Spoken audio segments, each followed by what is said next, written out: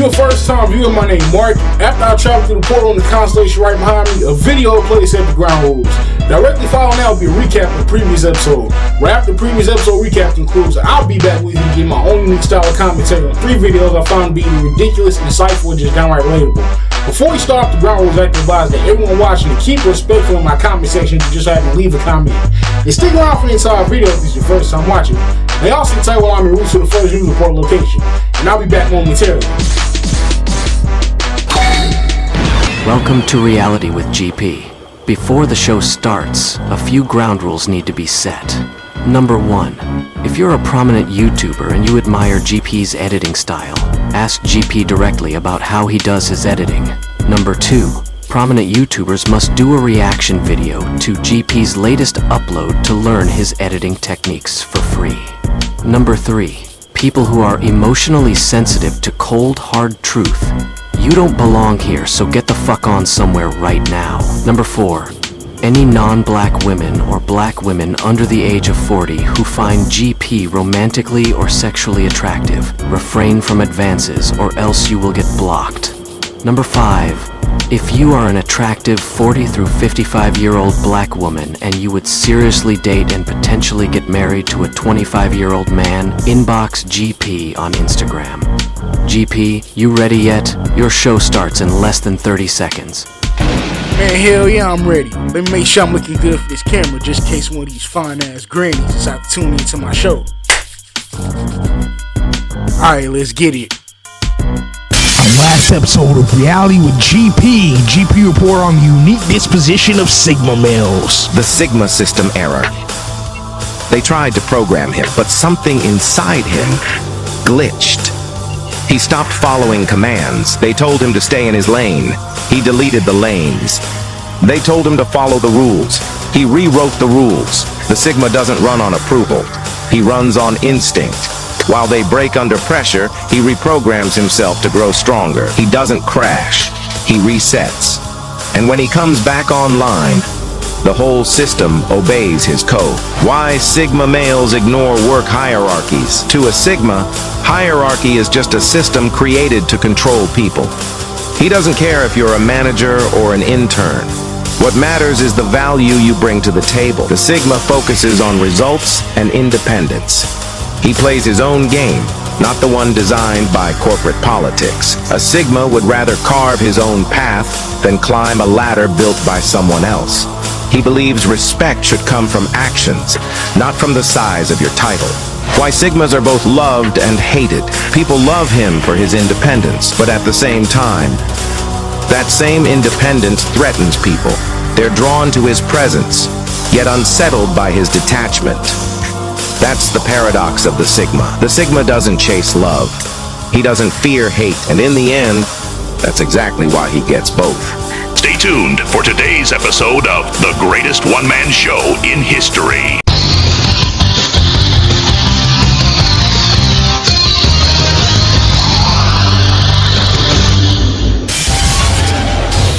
Yo, what's good with y'all? It's your boy GP. Alright, I'm back and I got a few videos I'm reporting on for y'all today. I'm gonna let the first video play and I'm gonna come back and get my perspective on it as usual. Let's roll that video.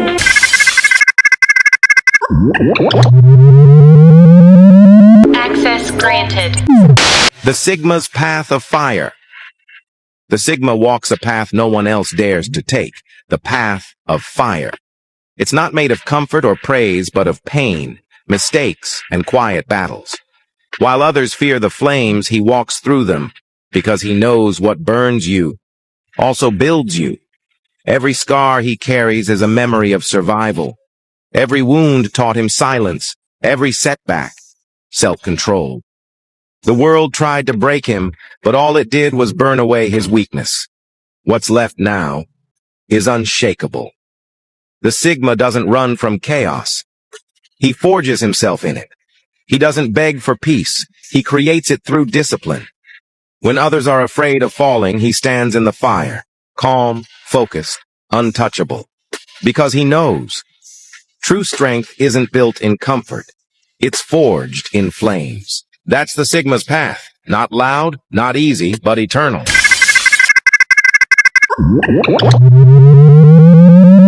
Access Access granted. Being a Sigma male myself, I can personally vouch for every word within the duration of that video being 100% right.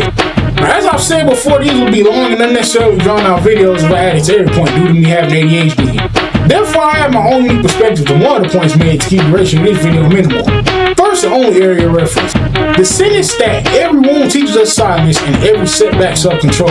I would say the truth within that sense alone serves as one of the main reasons Sigma males strive better working alone than we would within a team-based environment. Allow me to briefly expound on what I mean by that. Speaking from lived experience, whenever I caught myself being a part of something that requires group-based efforts to maintain, somehow my advancement within that particular dynamic is reliant upon the decision of a highly incompetent person placed in a position of leadership. More simply put, whenever I caught myself working within any group dynamics, I found myself being held back from my full potential solely due to the decision of my advancement being left to the yes or no of a complete idiot. And at one point, I would stay within places and amongst people who didn't see my value, but it was only through true mental and spiritual growth that I realized something, which I would say is the key to being truly fulfilled. The realization I'm referring to would be, it's only by giving silence and absence to those who overlooked or tried to undermine one's advancement that a person can begin to elevate in the ways that truly matter. Now y'all enjoy this first dose of comedic relief while I'm going to the second news report.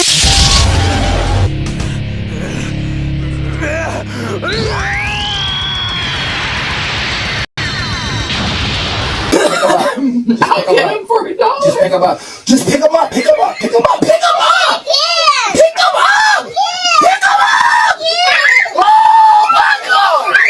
Oh my God. You lost that $1. You are fired. Here. Go ahead. Go ahead. Go ahead.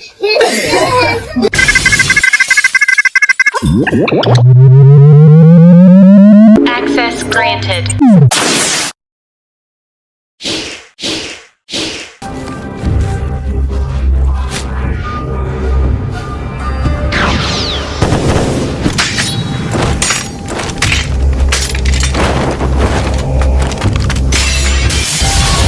If you're enjoying the show so far, make sure you hit that subscribe button. Also, the like button and comment your thoughts down below to push me further to the algorithm. Now let's roll a commercial, then proceed to the second news report.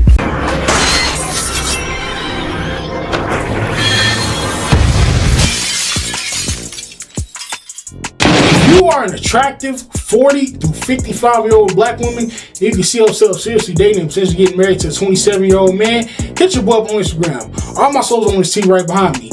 To any older women that may be watching, I hold the belief that it's my obligation as a man to ensure that any woman I'm dating feels like queen whenever she's in my presence. Meaning if we're dating and we get serious enough to start living together, you don't have to lift a finger unless you want to.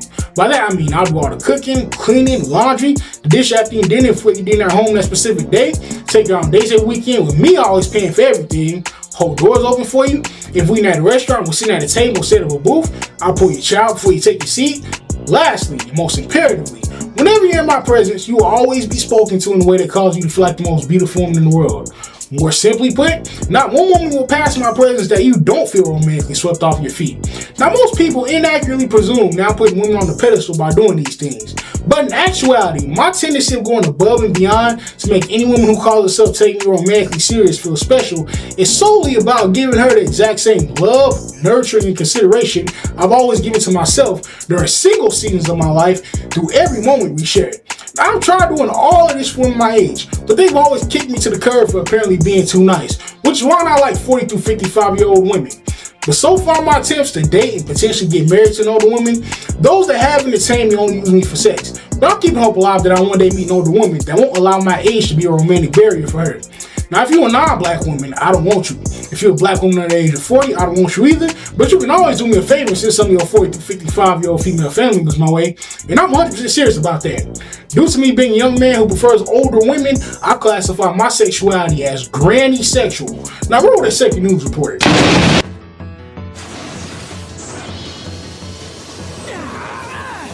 The Sigma's shadow phase.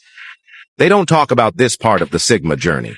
The part where he disappears, not to rest, but to face everything he's been running from. It's not the gym.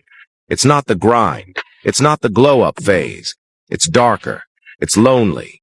It's the shadow phase. This is when he cuts off everything that keeps him weak. The fake friends, the distractions, the noise. He starts seeing himself for who he really is. And it's uncomfortable. The Sigma's shadow phase isn't about becoming someone new, it's about destroying who he pretended to be. He faces his fears, his insecurities, and rebuilds himself. From silence. Nobody claps for him here. Nobody checks in. He learns to become his own motivation. And when he comes out of it, he doesn't talk about what happened. He just moves differently, quieter, sharper, completely detached from everything that used to drain him. They'll say he changed. But the truth is, he just finally met the version of himself that was buried under noise and doubt.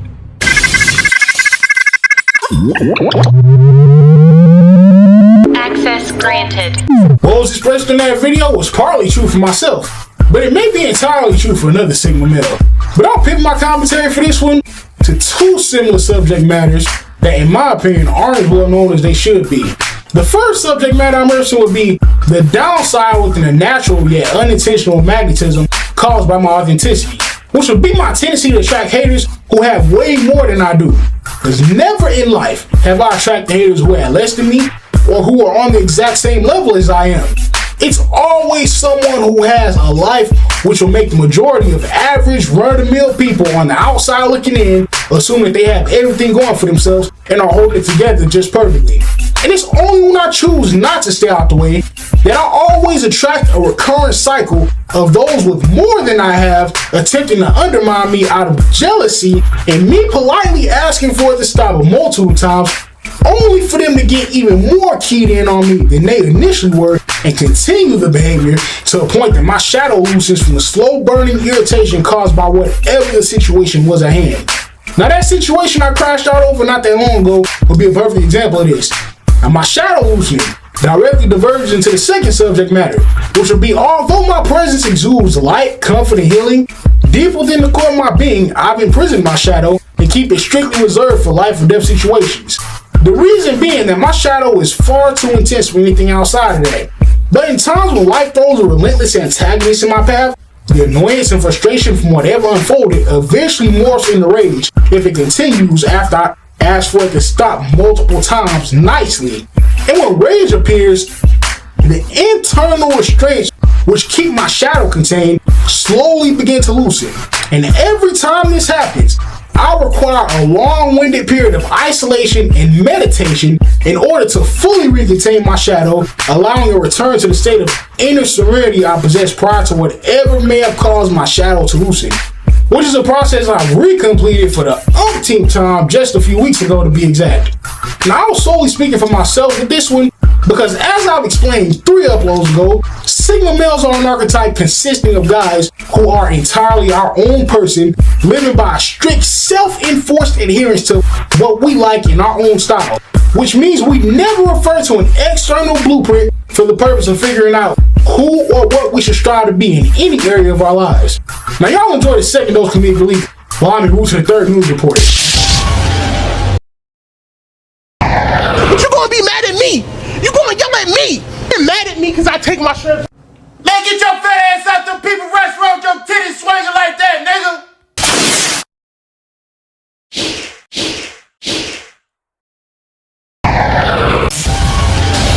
If you enjoying the show so far, make sure you hit that subscribe button. Also, hit the like button and comment your thoughts down below to push me further into the algorithm. Now let's roll that final news report.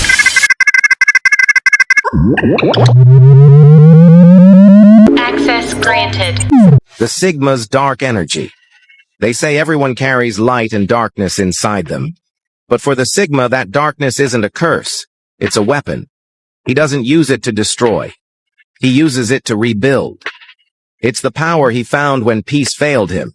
The kind that comes when you've been betrayed, broken, and still refuse to give up. He doesn't explode when things fall apart. He absorbs the pain, the noise, the chaos, and turns it into fuel. Every insult becomes motivation. Every betrayal becomes clarity. Where others collapse, he becomes colder, sharper, unstoppable. He doesn't need revenge or validation. He only seeks control over himself, over his thoughts, over the storm within, because when you master your darkness, it no longer consumes you, it obeys you. People mistake his silence for weakness. They don't realize that silence is the language of transformation. He doesn't scream to be understood. He builds so he can never be questioned again. The Sigma's dark energy isn't loud or violent. It's steady, ruthless, calculated. He's not light and not shadow either. He's the balance between the two. The calm in the storm and the storm itself.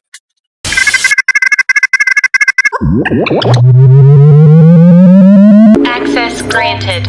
I can honestly say not one word throughout the entirety of that video contained inaccuracy, but allow me to provide a brief analytical commentary on one sense which deeply resonated with my life experience.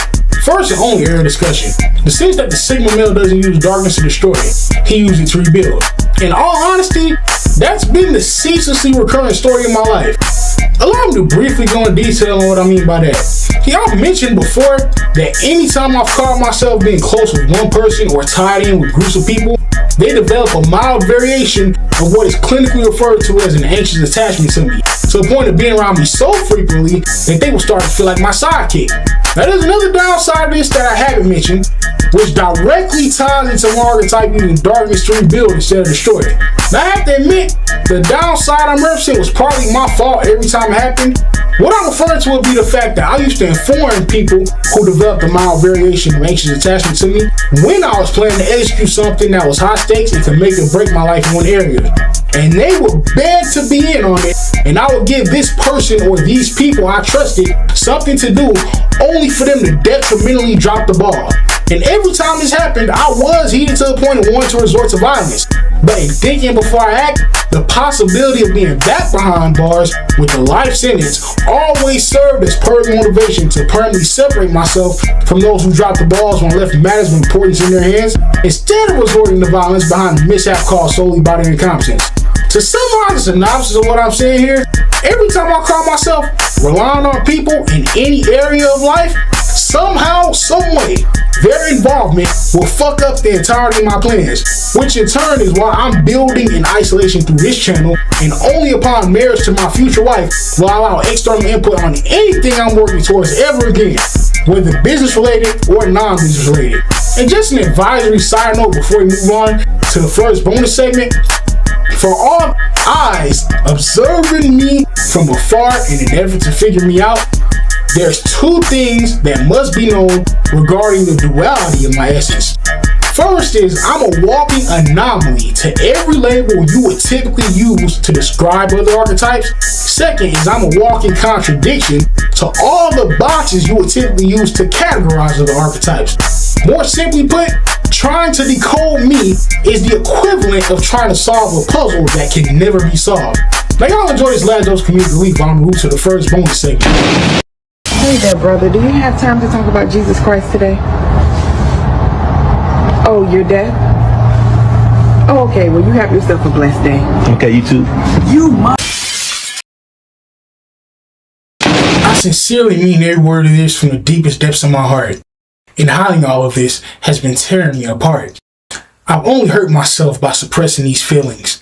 And everything I'm about to say in this poem, actually please believe these are indefinite truths that I've been painfully concealing. The sight of your beautiful face and the sound of your beautiful voice makes my heart race to the point of my heartbeat pulsating my entire body while also becoming audible. And before we first met, I would have written off the feelings you invoked in my heart as being highly impossible. Whenever I speak to you, I always get butterflies in my stomach, to the point of often being tongue-tied out of romantic nervousness mid-sentence. And with me feeling this way about you, I have nothing but the utmost pure, kind-hearted, and affectionate intentions. Just hearing your beautiful voice gives me an unparalleled feeling of joy, always bringing a smile to my face, often without me realizing. But by keeping this hidden, my honesty and integrity have recently been subject to frequent compromising. If we were together, all of my words and actions toward you would be nothing short of a relentless flurry of me loving you with all my heart, soul, and mind. And in conclusion, I want to end this poem by saying, hit me up on Instagram if you're an attractive 40 to 55-year-old black woman that can see yourself being my future wife.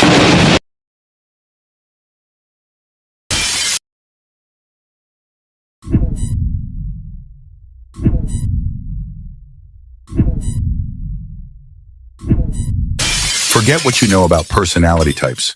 Sigma males aren't just introverts or lone wolves. They're duality incarnate. Half monk, half mercenary.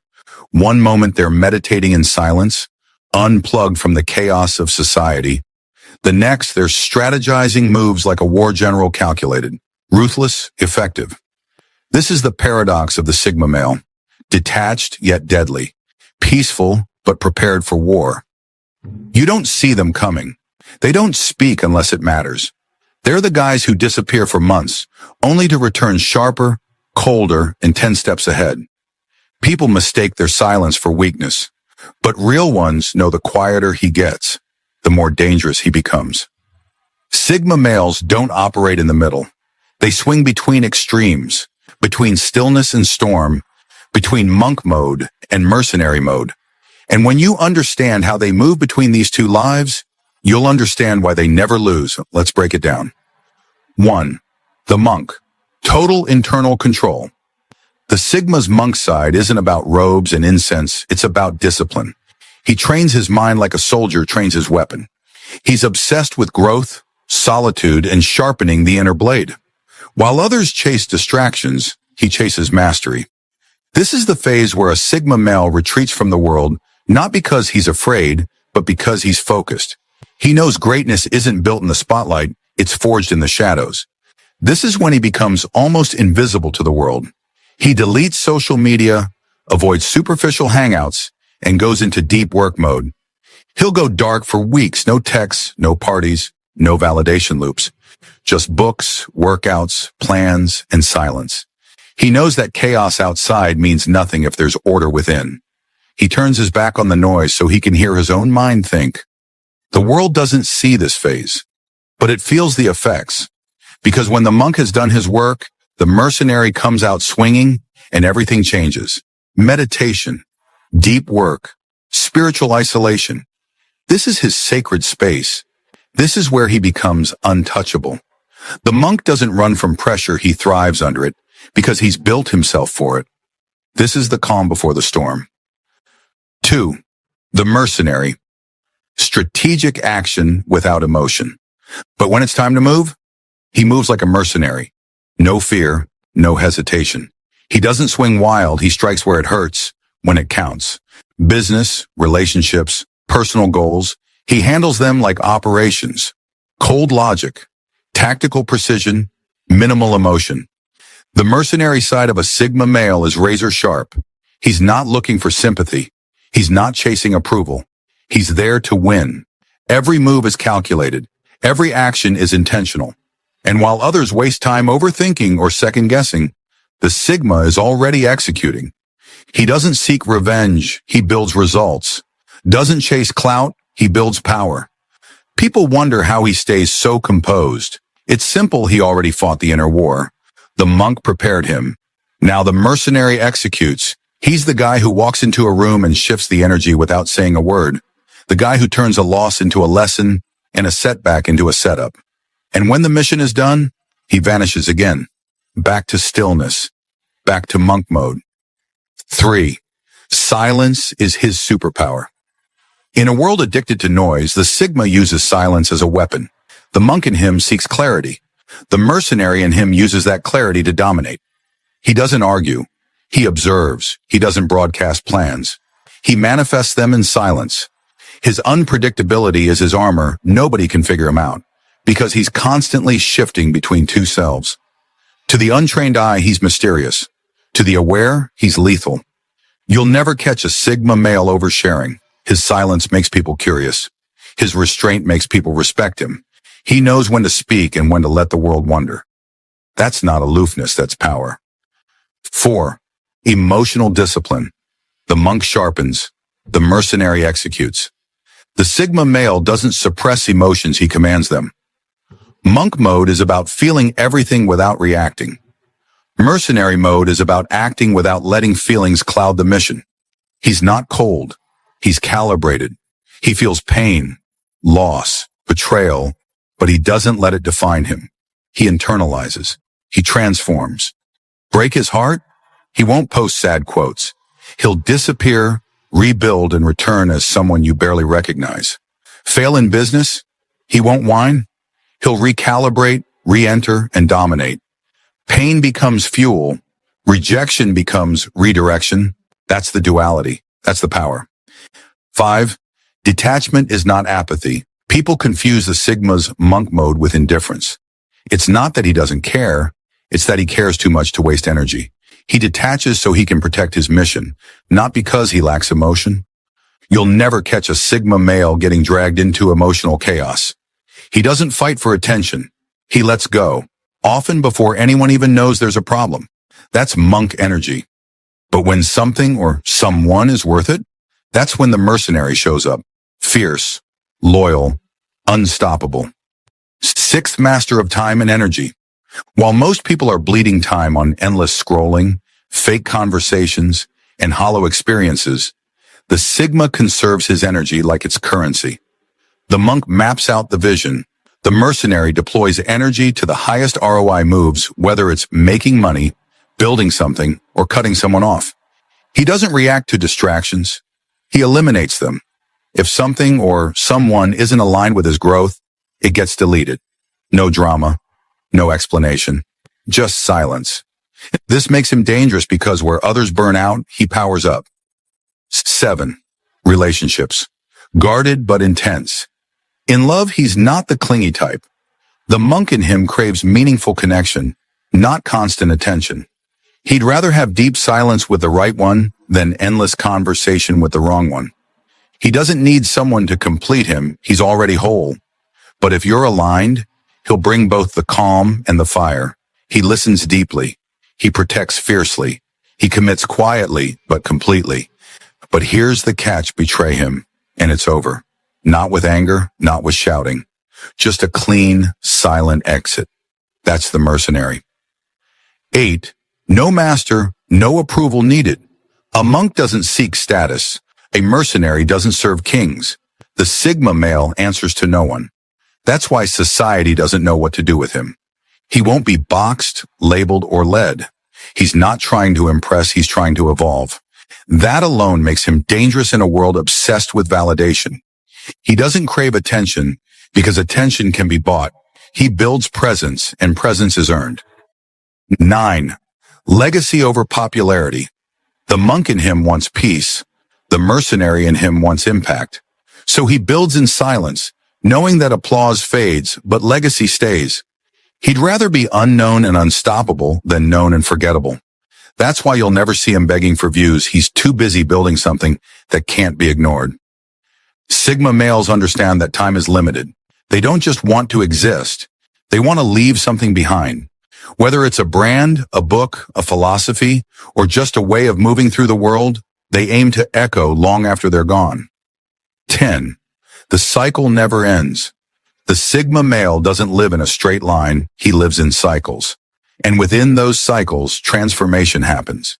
It starts in monk mode when the world thinks he's disappeared. But he hasn't.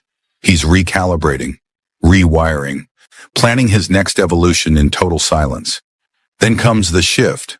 Subtle, precise. He transitions into mercenary mode not with a roar, but with ruthless intent. That's when he strikes, with purpose, with focus, with a mind that's already rehearsed the win 100 times in the shadows. But here's the secret. This isn't a one-time loop. It's a lifestyle. Reflection, monk, strategy, mercenary, execution, silence. Reflection again. He lives inside this storm of personal evolution. He isn't reacting to life. He's sculpting it like a weapon forged in fire, cooled and calm. Every time he disappears, he returns more focused. Every failure becomes data. Every victory becomes a stepping stone. Each cycle makes him more dangerous, more invisible, more inevitable. He's the storm in the stillness, the calm before the chaos, the healer in the cave, and the hunter in the wild. That's why people can't label him. Because while they evolve horizontally, he evolves vertically, spiraling upward, inward, deeper, sharper. He's not stuck in repetition. He's mastering recursion, living the same blueprint, just at a higher level every time. He's not just living life, he's engineering it. That's the Sigma way. On a final note, the world loves loud men, the flexers, the talkers, the alphas in the spotlight. But real power? It's quiet. It's calculated. It's hidden in solitude and unleashed in action. That's the Sigma male. The monk keeps him grounded. The mercenary keeps him lethal. And together, they make him unstoppable. If you enjoyed today's show, be sure to make yourself known by commenting your thoughts below. Also, hit the like, subscribe, and share buttons and ring the notification bell to ensure you stay tuned for the next episode. Most importantly, take it easy out there until GP returns. I'll catch you guys in the next one.